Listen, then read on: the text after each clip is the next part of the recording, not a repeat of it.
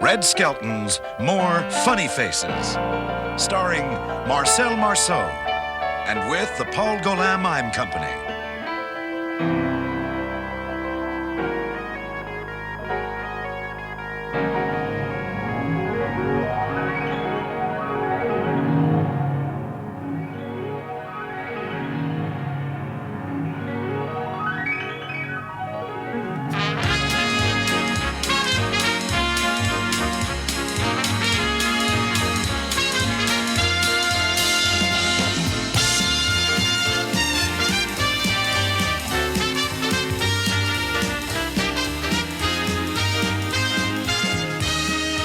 And now, ladies and gentlemen, one of America's clowns, Red Skelton.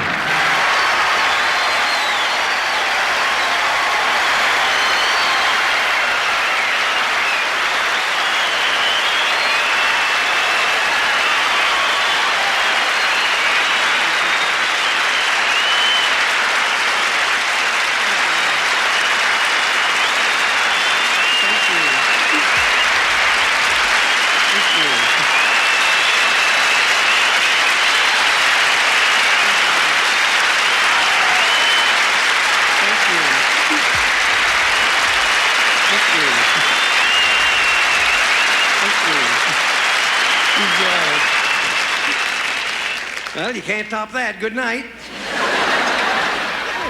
Thank you very much, ladies and gentlemen. You know, it's always quite flattering when you walk out and hear applause without doing anything, you know? And that's probably the most applause I'm going to hear all evening, so I'm going to be smart and say good night.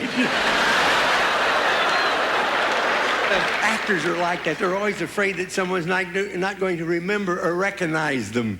You know, like I was coming down the street this afternoon. There was a group of people there, and I didn't think anybody recognized me. And a voice yells, "Red Skelton's in the crowd!" And they all turned around and looked at me. I was so embarrassed. I was sorry I yelled.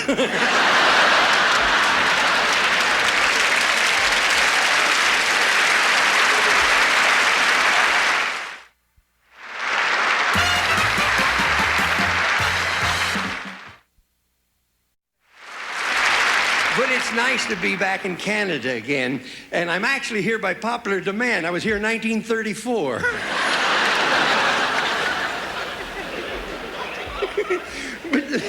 But I have a lot of fun everywhere I go. I make it sort of like a vacation. As a matter of fact, I said to my wife, "Would you like to go on a vacation?" She says, "No, our marriage is a vacation." She didn't exactly say it that way. Said, "When I married you, you were my last resort." That's the way.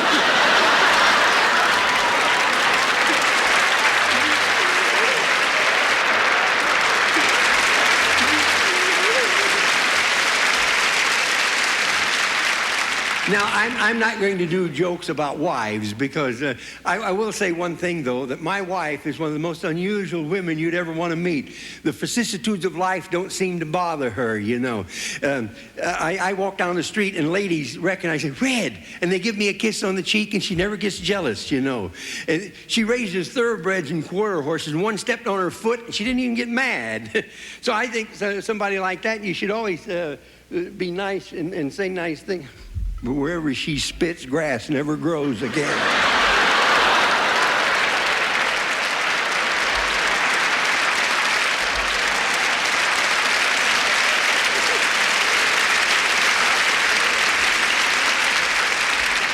My wife's nice, though. She's really nice. She calls me Sweetie Pie, Honey Bun, and she can't remember my name. You know? No, but I'm having a lot of fun here. Do I sound a little husky? Huh? Do I sound? I'll tell you what it is. It's the hotel where we're staying. Where are we staying? Yeah, world's largest basement. I'll tell you. No, they gave me a lovely room with running water, even when you shut it off. But they got the greatest security system I've ever seen in my life. The security officer knocked on my door and he says, "You got a girl in there?" And I says, "No," and they threw one in.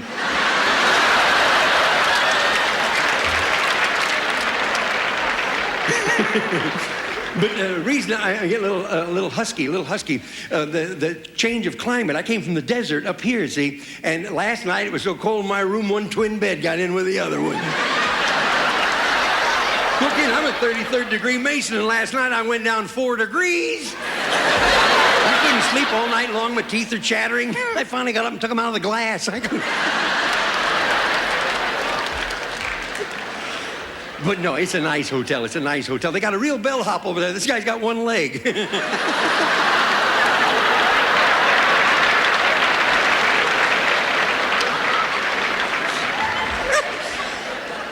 But you know, nutty things happen around hotels. Hey, you know, if you go to a hotel, you know what you can do? You can take a glass, a drinking glass, and you put it up against the wall. Yeah.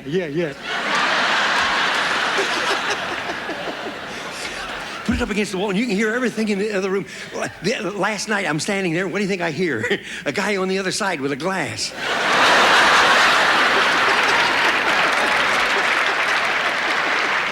I walked in one night, my wife says, come here, and I grabbed like an idiot. I'm standing there for a half hour. I said, I don't hear nothing. She says, that's been going on all evening. But you know, silly things do happen around hotels. I was here a few years ago. I was in Toronto, and during a blackout, all the electricity went off, and everybody had to walk up to their rooms. See? So it was after my performance. I was at the big, what do they call it, the exhibition? Yeah, is that it? The C&EI, whatever it is. Anyhow, I go into the hotel. Now, everybody has to walk up to the rooms. I start upstairs, and there's the first guy on the first flight of stairs, and he was so lit up you could read by him.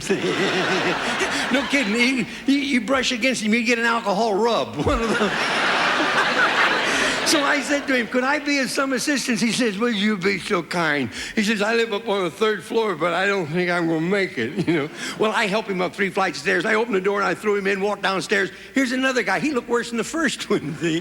So I said, where do you live? He says, I live up on the 3rd floor.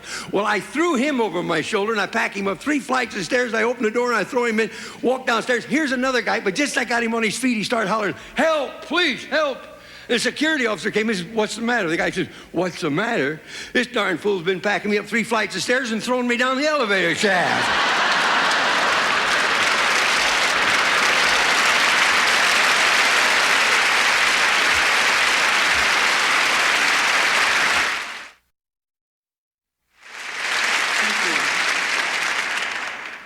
In 1965, I first met Mr. Marcel Marceau. He was on my television show. We did 3 specials together, one for the United Nations, and one time he took over the show for me when I was very ill. We're very dear friends, and it's a great honor to be with the gentleman again. At this time, Mr. Marcel Marceau will now present his romantic rendition of the tango.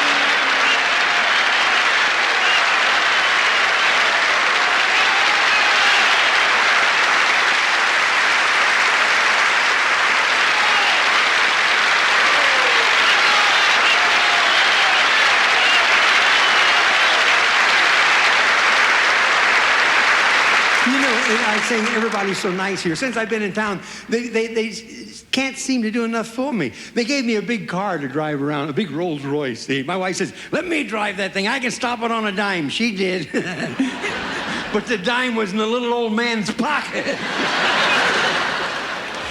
She's driving, the guy steps off the curb, and I says, give him the right of way, and she plows right into him. What did you do that for? You told me to. I said, give him the right of way. I thought you said, get him right away. Well, we were out driving. Hey, I don't know who laid out these freeways in Canada. But you got to be proud of him over at the asylum, I'll tell you that. Well, you get on one of them things you want to get off, you better be in the right lane at the right time, make the right... It happened to me. Of course, I didn't mind. I'd never been to Kansas City before anyhow.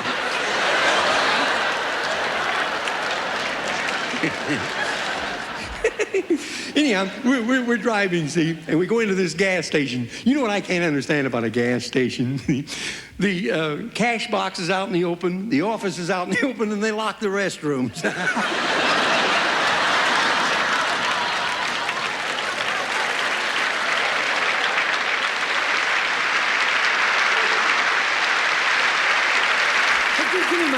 Throw me my hat, will you? I got a joke for you. I got a joke for you. You better leave the hat out. Where's it at? Has he got it again? Yeah. You've been in my Geritol, ain't you? I got a joke for you. I was driving the other day to avoid an accident. I had to pull in front of a lady driver. She was very nice about the whole thing. Said something about the beach. I didn't hear what it was.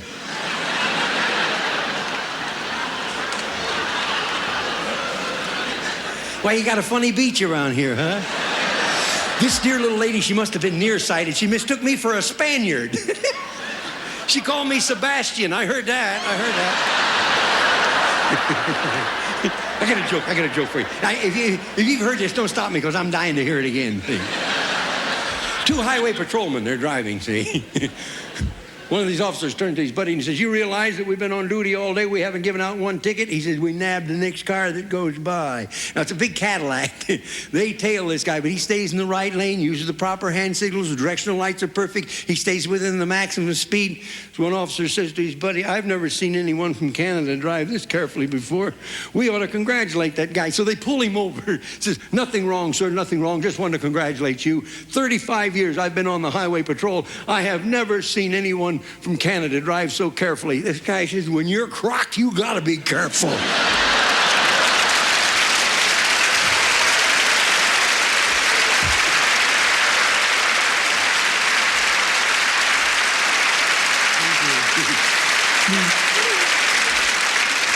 I would like to do for you now, as you get older in life, you sort of look back at things. I remember a lot of things. Like, I remember when I was a little boy, you'd stand on the roadside and something would whiz by you. It'd be some horse feeling his oats, you know.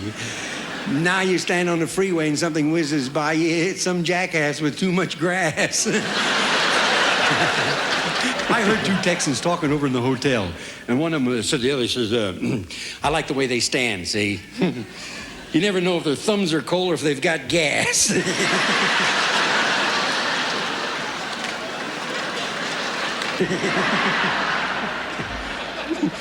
He says, now that we're getting friendly with China, tell me, do you believe in Buddha? He said, I believe in what? Do you believe in Buddha? I don't know. Buddha? Well, Buddha's been around a long time. I don't know if I believe in Buddha or not, but Buddha's all right, yeah. I like Buddha. I like Buddha for what the hell I like margarine just as well.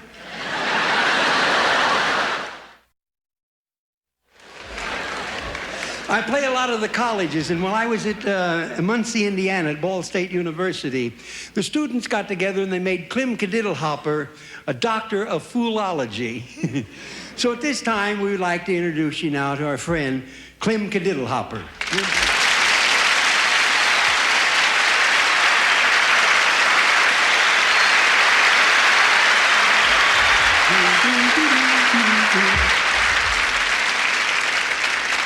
Well, sir, it's nice to see you folks again. It's been a long time since I saw you last. I got married.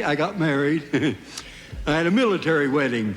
Well, there were guns there, let's put it that way.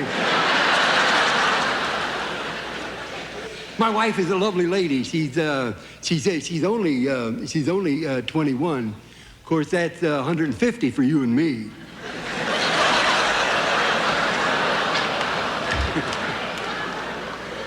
She's very superstitious. For instance, now she won't do housework any week that has Friday in it. Yes, since I saw you last, I haven't been doing much of anything. I never did do much of anything. I've been helping the Boy Scouts. I show them how to make them Boy Scout knots. Boy, I'm a whiz with that. Everything I see, boy, I tie a knot in it. They made me stop milking, you know. But I raise rabbits now. I raise rabbits. These are not ordinary rabbits. Some of these rabbits, they've never been outdoors. These are ingrown hares.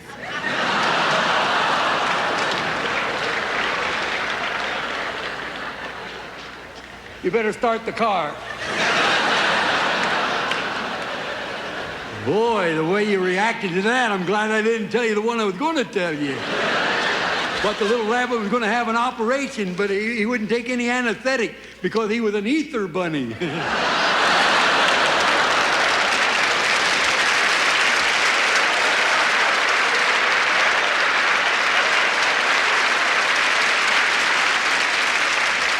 But you know, my rabbits are smart. My rabbits are smart. I make them mind. I shake a stick at them. I say, you mind me, and I shake this stick at them, you know. The other day I had a couple who wouldn't mind me at all. So I locked them up in a barn for a few days. I'll never do that again either. I opened that door, I had more rabbits I could shake a stick at.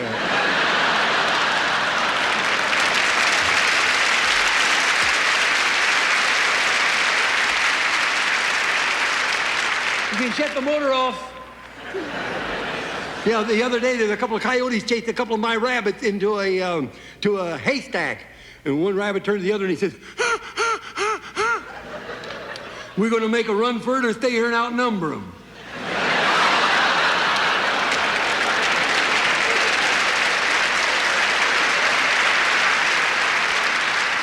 He said, we're going to make a run for it, you idiot. We're brothers. Tonight, I would like to recite to you, some poetry that I have written. And this poetry here is, this poetry is set to the same cadence as Rudyard Kipling's poem, Boots. You've all heard Boots? You've never heard Boots? Boots, boots, marching up and down again. Boots, boots. In the slush and in the rain, cannons and guns firing far beyond their range, and there's no silence in the night. Now you heard it.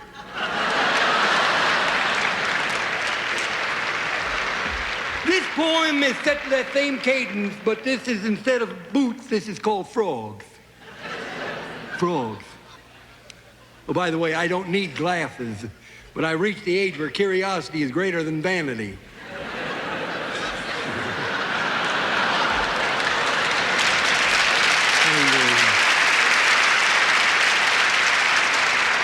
I just got these a few days ago. My optimist came up to me and he said, my eye doctor, the optimist. There's a guy one brick short of a load, too, I'll tell you. He says to me, Clem, come in and get your eyes checked. Well, I don't like checked eyes. I like them brown like they are.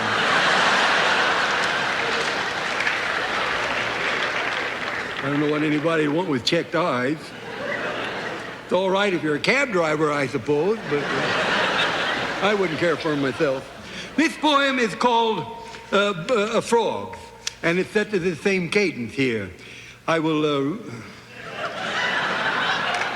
I've heard it myself. I don't care for it.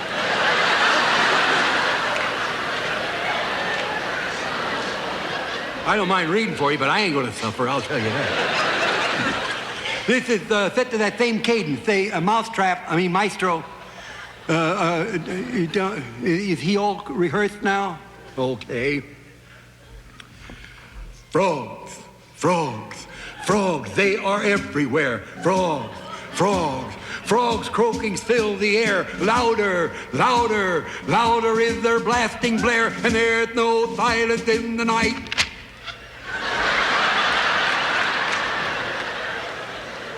Well, you knew I wasn't Richard Burton when I came out here.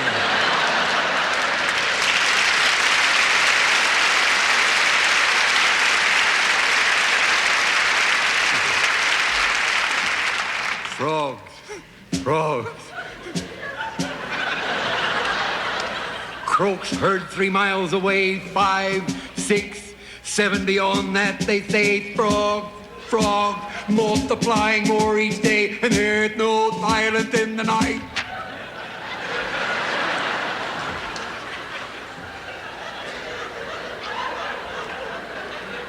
Now, there's some undertone tittering going on out there. Now, either you hush up or I'll clear the hall. And about 2 more verses ought to do it.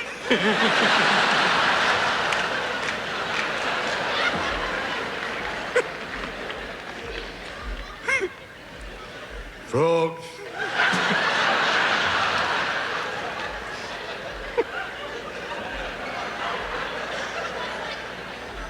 Frogs. Don't get me to laughing. You'll never get out of here.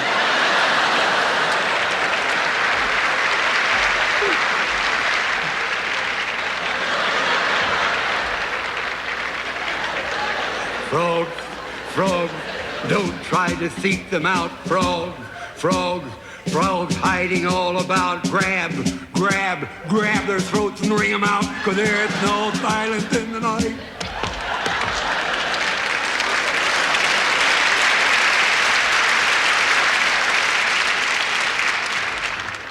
Frogs, frogs, they're good as only bad. Flirting, flirting, flirting on their lily pads. Mom, mom, mom says no, but you know, Dad, there's no silence in the night. Frogs, frogs, don't you know the strain? Frogs, frogs, please, please, please refrain and listen. There they go again! Frog, frog, and there's no silence in the night.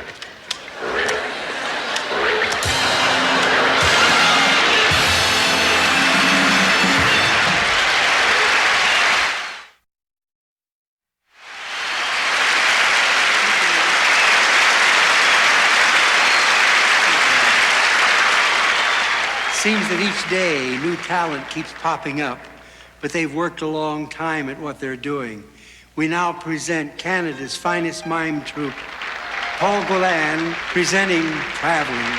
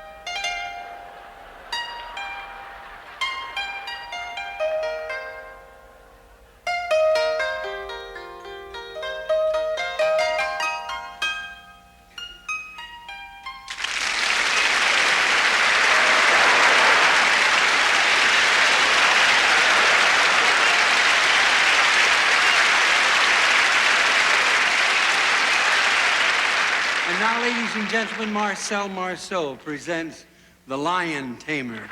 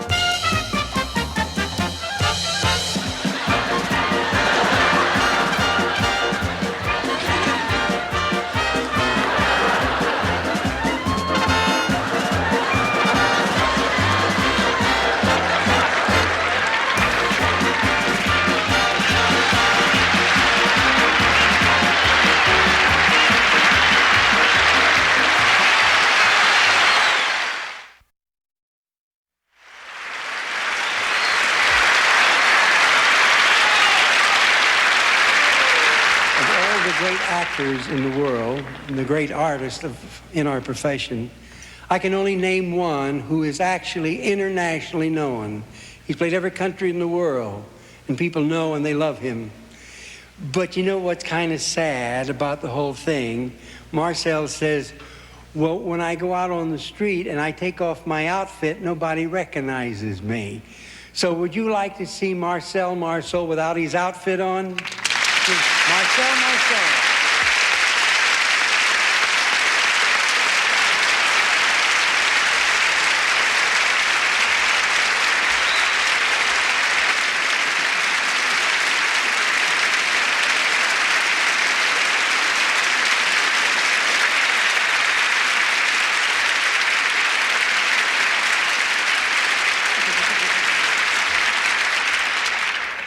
How have you been? That's good. How are the folks? The children? How many you got now? Oh, they're going the other direction. Another one, too. Well, and you travel a lot. You would like my autograph? Why, certainly. Oh. I'm sorry, I'm right-handed.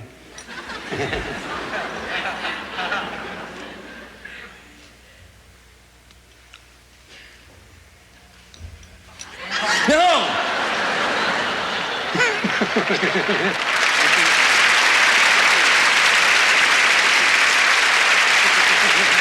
Ladies and gentlemen, Marcel Marceau.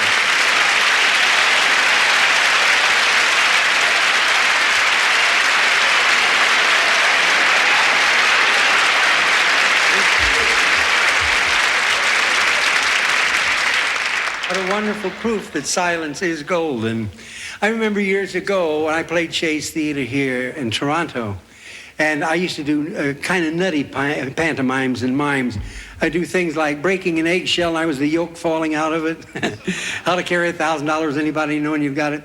Well, one gentleman says, I remember when you were in vaudeville, you did a piece of bacon being fried on a hot griddle. So, yeah. So he said, if I'm going to be there tomorrow night, and would you do that for me? So I'll now do a piece of bacon being fried on a hot griddle. Ain't you glad you came?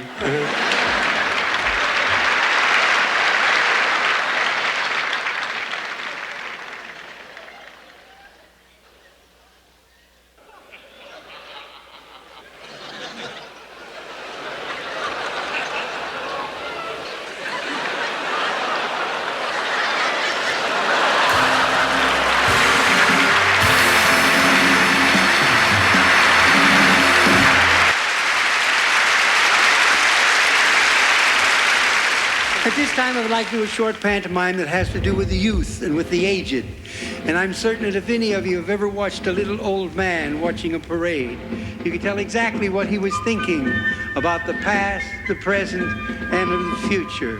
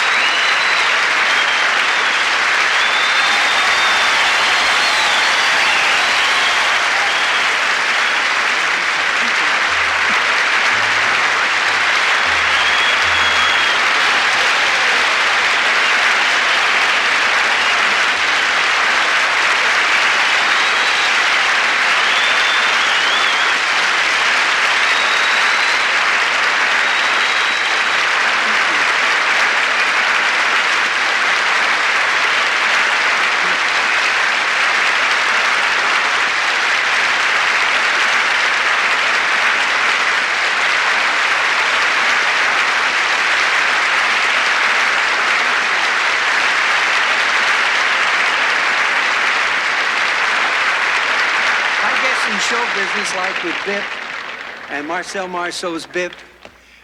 Each performer finds some character that he does that has become quite a favorite with the public. Mine happened to be Freddie the Freeloader, and people ask me,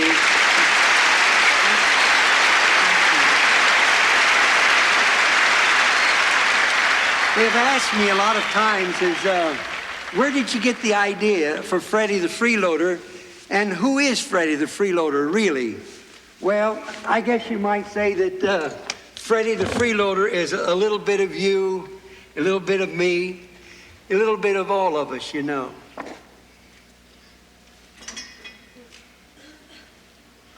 He's found out what love means. He knows the value of time. He knows that time is a glutton that eats up life. We say we don't have time to do this or that. There's plenty of time. The trick is to apply it. Our greatest disease in the world today is procrastination. And Freddie knows about all of these things, and so do you. He doesn't ask anybody to provide for him because it would be taken away from you. He doesn't ask for equal rights if it's going to give up some of yours. And he knows one thing, that patriotism is more powerful than guns.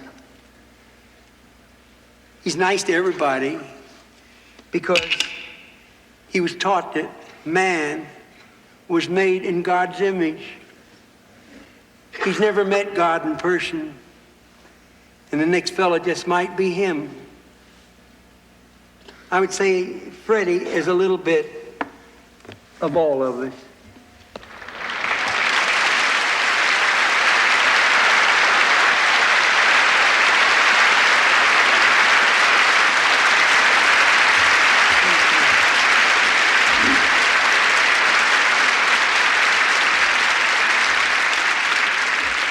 I'll try to sum everything up with a little song that I have written. The time has come to say good night. My, how time does fly. We've had a laugh, perhaps a tear, and now we hear goodbye. I really hate to say good night, for times like these are few. I wish you love and happiness in everything you do. The time has come to say good night, and I hope I've made a friend. And so we'll say, may God bless until we meet again. Good night, and may God bless. Thank you.